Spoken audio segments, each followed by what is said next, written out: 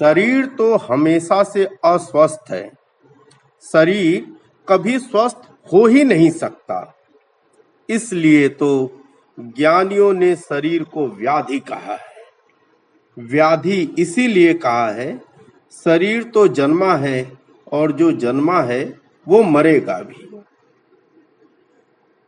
जन्म के बाद मरना शुरू हो गया। एक दिन का बच्चा एक दिन मर चुका होता है। एक श्वास जिस बच्चे ने ले ली अपनी मां के गर्भ से निकलकर, उसकी उतनी ही मृत्यु घटित हो चुकी है। जन्म के बाद तो मृत्यु ही होनी है, और जिसकी मृत्यु होनी है उसका कैसा स्वास्थ्य। स्वास्थ्य तो सिर्फ अमृत का होता है।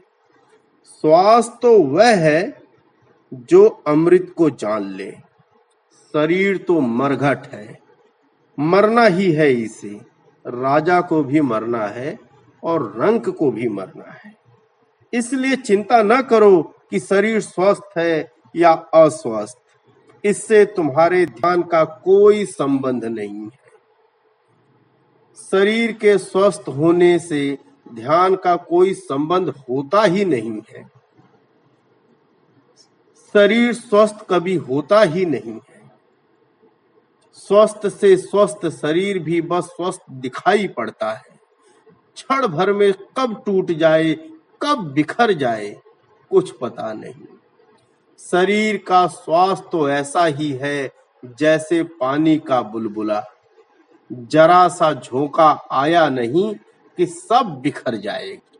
सच तो यह है, यदि मृत्यु न होती तो कोई ध्यान करता ही क्यों? कोई ईश्वर के बारे में सोचता ही क्यों? बुद्ध को भी तो मृत्यु देखकर ही स्मरण आया था कि मैं जीवन कब तक गंवाऊंगा। उसे खोज लूं, जल्दी खोज लूं। जिसकी मृत्यु न होती हो, राह के किनारे देखकर एक आदमी की लाश जा रही थी। बुद्ध ने अपने सारथी से पूछा, इसे क्या हो गया? सारथी ने कहा, यह आदमी मर गया है। बुद्ध ने कहा, मर गया है? क्या इसी तरह मैं भी मर जाऊंगा? सारथी ने कहा, कैसे कहूं, किन शब्दों में कहूं? आप ऐसा प्रश्न पूछते ही क्यों हैं, जो मुझे अड़चन में डालते हैं? लेकिन अब आपने पूछा ही है तो मैं झूठ भी तो नहीं कह सकता। अभी आप सुंदर हैं, युवा हैं, स्वस्थ हैं, लेकिन मौत तो आपकी भी होनी है। मौत सबकी होती है। मौत अपरिहार्य है, उससे कभी कोई बचा नहीं। बुद्ध जा रहे थे उत्सव में।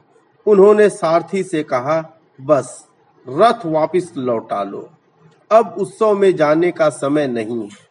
सारथी ने कहा, क्या कहते हैं आप? प्रतीक्षा कर रहे होंगे लोग उत्सव में, आपके हाथों ही तो उद्घाटन होना है।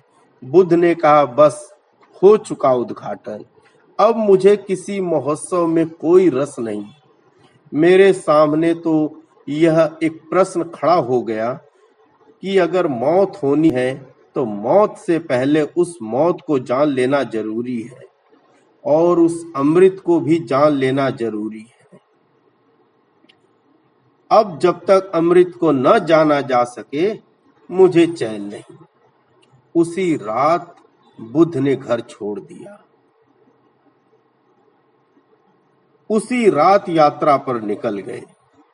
बुद्ध जब यात्रा पर निकले, रात्रि का पहर था।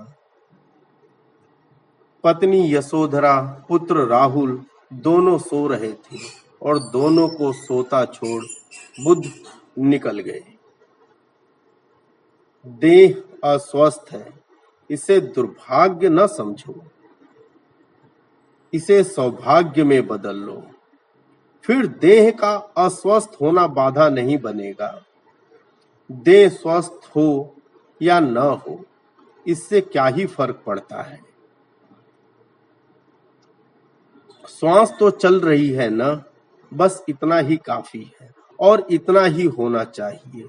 इसी श्वास के प्रति जागो, बैठ कर जागो, खड़े होकर जागो, चलते हुए जागो, सोकर जागो, लेट कर जागो, इस श्वास के प्रति जागो। यह बीमार से बीमार आदमी भी कर सकता है।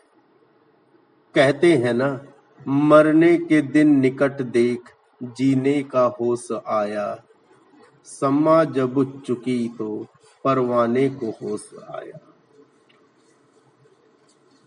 तू इसकी चिंता न कर कि शरीर स्वस्थ है या नहीं, न इस बात की चिंता कर। मैं तो तुझसे यही बार बार कहूंगा, जो कल छूटना है वो आज छूट जाए, और जो छूटता है